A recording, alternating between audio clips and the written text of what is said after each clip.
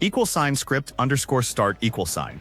They thought they could just crowd the paint, physical her out of her rhythm, and force the rest of the team to beat them from the perimeter.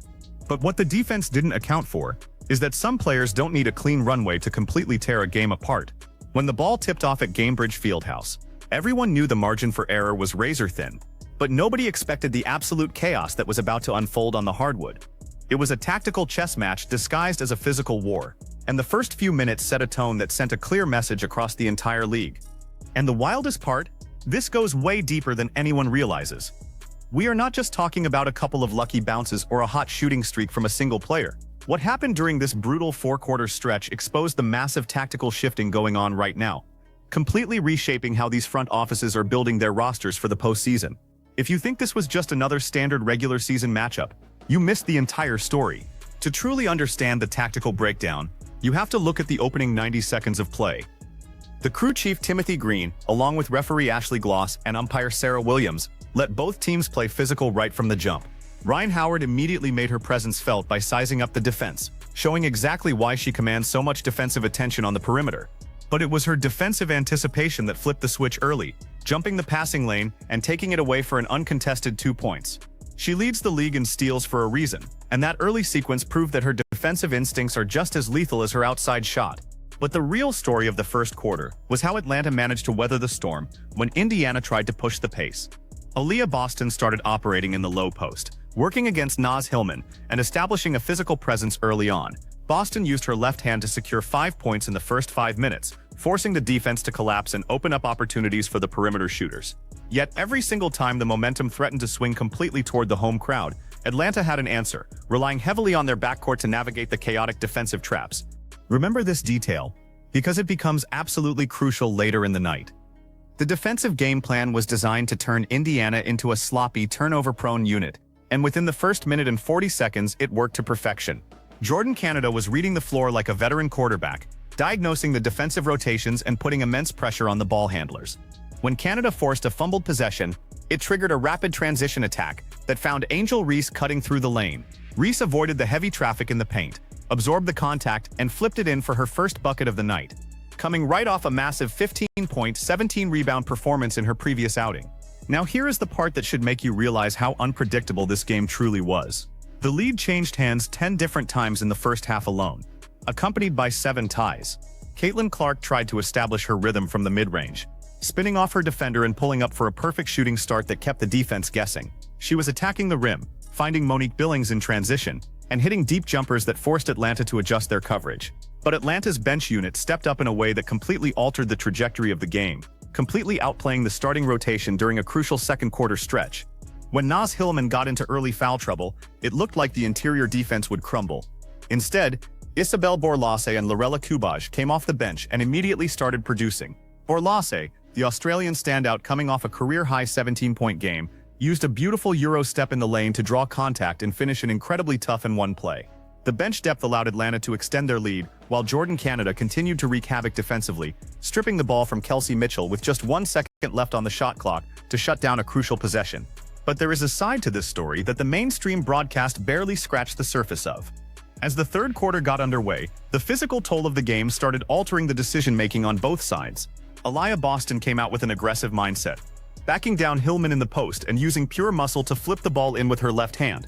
Indiana knew that if Atlanta brought the double team, they could exploit the open spaces because they had lethal shooters stationed all around the perimeter. Alonda Mitchell and Sophie Cunningham were waiting on the wings, forcing the defense to stay honest and allowing Boston to work one-on-one down low.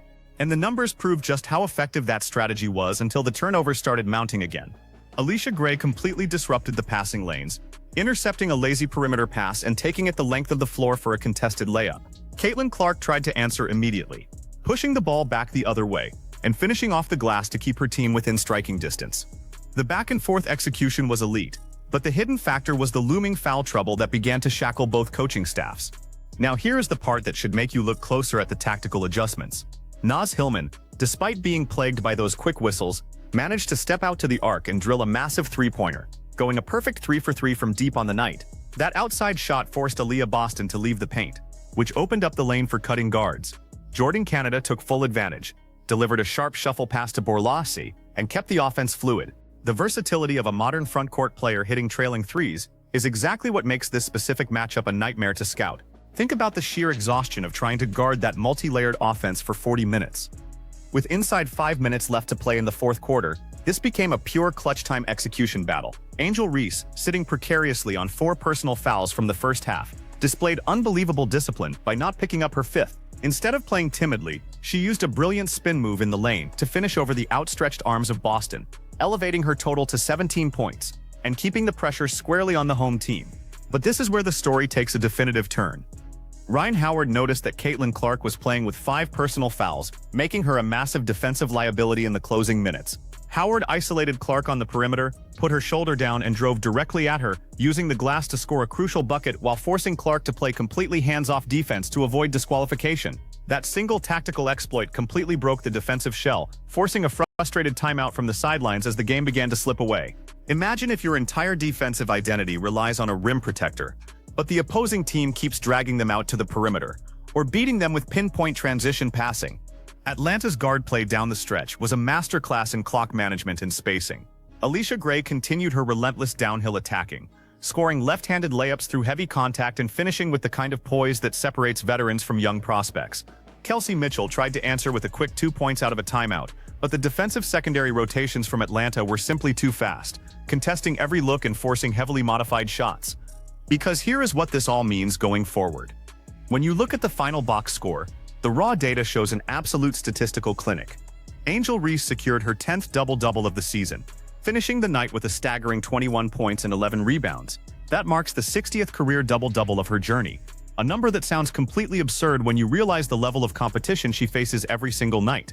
The arena announcers might have joked about the statistical crew being generous with the assist track, but there was absolutely nothing subjective about the physical dominance displayed on the boards. This game was an undeniable statement. It proved that bench production and defensive adaptability will always beat raw star power when the game slows down in the final minutes. Atlanta showed they can win a grinding, low-scoring affair by relying on their depth, while Indiana was left searching for answers after their perimeter offense stalled out when it mattered most. Did Atlanta just reveal the ultimate blueprint to shut down this high-octane offense for the rest of the season? Or was this simply a case of one team executing better in the clutch? Drop your thoughts in the comments below.